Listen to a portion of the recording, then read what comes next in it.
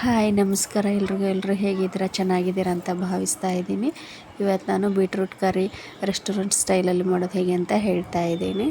ಫಸ್ಟಿಗೆ ಬೀಟ್ರೂಟ್ನ ಸಣ್ಣದಾಗಿ ಕಟ್ ಮಾಡಿಕೊಂಡು ಬಾಯ್ಲ್ ಮಾಡೋಕ್ಕೆ ಇಡಬೇಕು. ಬಾಯ್ಲ್ ಮಾಡಿಕೊಂಡು ಒಂದು ಪ್ಲೇಟಲ್ಲಿ ಎತ್ತಿಟ್ಕೋಬೇಕು. ಆಮೇಲೆ ರುಬ್ಬೋಕ್ಕೆ ಮಸಾಲೆಗೆ ಕೊತ್ತಂಬರಿ, ಚಕ್ಕೆ, ಕೊಬ್ಬರಿ, ಲವಂಗ, ಶುಂಠಿ, ಬೆಳ್ಳುಳ್ಳಿ, ಮೆಣಸಿನ್ಕಾಯಿ, ಟೊಮೆಟೊ ಎಲ್ಲ ಹಾಕ್ಕೊಂಡು ಸ್ವಲ್ಪ ರುಬ್ಕೋಬೇಕು.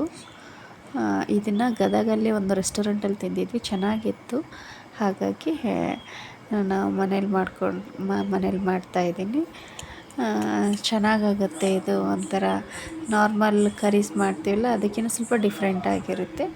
ಇದನ್ನು ನೀರು ಹಾಕ್ಕೊಂಡು ನುಣ್ಣಗೆ ರುಬ್ಕೋಬೇಕು. ಆಮೇಲೆ ಮಸಾಲೆ ರೆಡಿ ಆಯಿತು.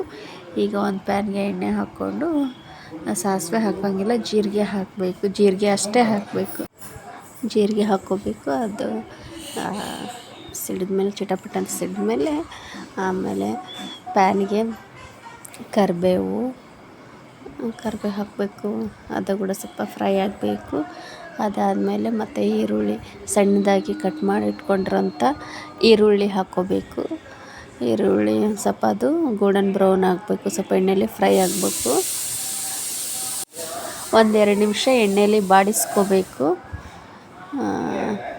ಅದಾದಮೇಲೆ ಈ ನಾವು ರುಬ್ಬಿಟ್ಕೊಂಡಿರೋಂಥ ಮಸಾಲೆನ ಹಾಕಬೇಕು. ಅದಕ್ಕಿಂತ ಮುಂಚಿತವಾಗಿ ಸ್ವಲ್ಪ ಗರಂ ಮಸಾಲ, ಇಲ್ಲಾಂದರೆ ಬಿರಿಯಾನಿ ಮಸಾಲ, ಇಲ್ಲ ಚಿಕನ್ ಮಸಾಲ, ಯಾವುದೋ ಒಂದು ಮಸಾಲ ಸ್ವಲ್ಪ ಫ್ಲೇವರಿಗೆ ಅಂತ, ಅರೋಮಕ್ಕಂತ ಹಾಕಬೇಕು.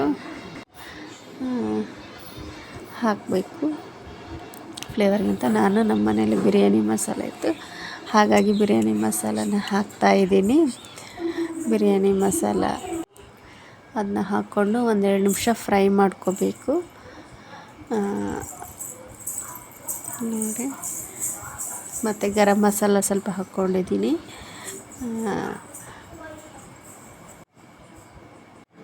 1-2 ನಿಮಿಷ ಅದೆಲ್ಲ ಫ್ರೈ ಮಾಡಿಕೊಂಡು ಅದಾದಮೇಲೆ ನೋಡಿ ಈ ಥರ ಫ್ರೈ ಮಾಡ್ಕೋಬೇಕು. ಅದಾದಮೇಲೆ ರುಬ್ಬಿಟ್ಕೊಂಡಿರ್ತೀವಲ್ಲ ಆ ಮಸಾಲ ಅದನ್ನ ಹಾಕಿ ಸ್ವಲ್ಪ ನೀರು ಹಾಕಿ ಒಂದು 5 ನಿಮಿಷ ಅದು ಹಸಿ ವಾಸನೆ ಹೋಗೋ ತನಕ ಸಿಮ್ಮಲ್ಲಿಡಬೇಕು. ಸ್ವಲ್ಪ ಫ್ರೈ ಮಾಡಿಕೊಂಡು ಸಿಮ್ಮಲ್ಲಿಟ್ಟರೆ ಅದು ಹಸಿ ವಾಸನೆ ಎಲ್ಲ ಹಸಿದಾಗಿತ್ತು. ಮಿಕ್ಸಿ ಹಾಕ್ಕೊಂಡಿದ್ದೀವಲ್ಲ, ಅದನ್ನೆಲ್ಲ ರುಬ್ಕೊಂಡಿದ್ದೀವಲ್ಲ, ಅದನ್ನು ಒಂದು 5 ನಿಮಿಷ ಪ್ಯಾನಲ್ಲಿ ಪ್ಲೇಟ್ ಮುಚ್ಚಿ ಇಟ್ಬಿಡಬೇಕು. ಅದು ಮೇಲ್ಗಡೆ ಎಲ್ಲ ಈ ಥರ ಎಣ್ಣೆ ಬಿಟ್ಕೊಳ್ಳುತ್ತೆ. ಎಣ್ಣೆ ಬಿಟ್ಕೊಂಡ್ಮೇಲೆ ಆಮೇಲೆ ಸ್ವಲ್ಪ ಉಪ್ಪು, ಖಾರ ಹಾಕ್ಕೋಬೇಕು. ಉಪ್ಪು ನಿಮ್ಮ ರುಚಿಗೆ ತಕ್ಕಷ್ಟು ಹಾಕ್ಕೊಳ್ಳಿ ಉಪ್ಪು. ಅದಾದಮೇಲೆ ಮತ್ತೆ 1-2 ನಿಮಿಷ ಪ್ಲೇಟ್ ಮುಚ್ಚಿ ಇಟ್ಬಿಡಿ. ಅದಾದಮೇಲೆ ಇವು ನಾವು ಕುದಿಸ್ಕೊಂಡಿರ್ತಕ್ಕಂಥ ಬೀಟ್ರೂಟ್ ಕುದಿಸಿ ಒಂದು ಕಡೆ ಇಟ್ಟಿರ್ತೀವಲ್ಲ ಪ್ಲೇಟಲ್ಲಿ, ಅದನ್ನು ಈ ಗ್ರೇವಿಗೆ ಆ್ಯಡ್ ಮಾಡ್ಕೋಬೇಕು. ಆಮೇಲೆ ಮತ್ತು ಅದು ಕೂಡ ಈ ಬೀಟ್ರೂಟು ಅದು ಗ್ರೇವಿಗೆ ಹೊಂದ್ಕೋಬೇಕು. ಆ ಥರ ಫ್ರೈ ಮಾಡಿ, ಆ ಥರ ಅದೆಲ್ಲ ಮಿಕ್ಸ್ ಮಾಡಿಬಿಟ್ಟು ಮತ್ತೆ ಪ್ಲೇಟ್ ಮುಚ್ಚಿ ಒಂದು 5 ನಿಮಿಷ ಇಡಬೇಕು. ಈ ಥರ ನೋಡಿ, ಇದು ಬಾಯ್ಲ್ ಮಾಡ್ಕೊಂಡಿರೋಂಥ ಬೀಟ್ರೂಟು ಫಸ್ಟಿಗೆ ಬಾಯ್ಲ್ ಮಾಡೋಕೆ ಇಟ್ಟಿತ್ತಲ್ಲ, ಅದು ಈ ಗ್ರೇವಿ ರೆಡಿ ಆಗೋಷ್ಟೊತ್ತಿಗೆ ಅದು ಕೂಡ ಬಾಯ್ಲ್ ಆಗಿಬಿಟ್ಟಿರುತ್ತೆ. ಅದಾದಮೇಲೆ ರೆಡಿ ಟು ಚಪಾತಿಗೆ ಚೆನ್ನಾಗಾಗುತ್ತೆ. ಪೂರಿ, ಚಪಾತಿಗೆ, ಪರಾಟಕ್ಕೆ ಇದೆಲ್ಲ ಚೆನ್ನಾಗಾಗುತ್ತೆ. ಚಪಾತಿ ಜೊತೆ ತುಂಬ ಚೆನ್ನಾಗಿತ್ತು. ನಾವು ಚಪಾತಿ ಜೊತೆ ರೆಸ್ಟೋರೆಂಟಲ್ಲಿ ತಿಂದಿದ್ವಿ, ತುಂಬ ಚೆನ್ನಾಗಿತ್ತು. ಹಾಗಾಗಿ ಇವತ್ತು ಟ್ರೈ ಮಾಡಿ ನೀವು ಒಂದು ಸಾರಿ. Thank you. ನನ್ನ ಚಾನಲ್ನ ನೋಡಿ ಸಬ್ಸ್ಕ್ರೈಬ್ ಮಾಡಿ. ಮಿಸ್ಟೇಕ್ಸ್ ಇದ್ದರೆ ಸಜೆಸ್ಟ್ ಮಾಡಿ. Thank you.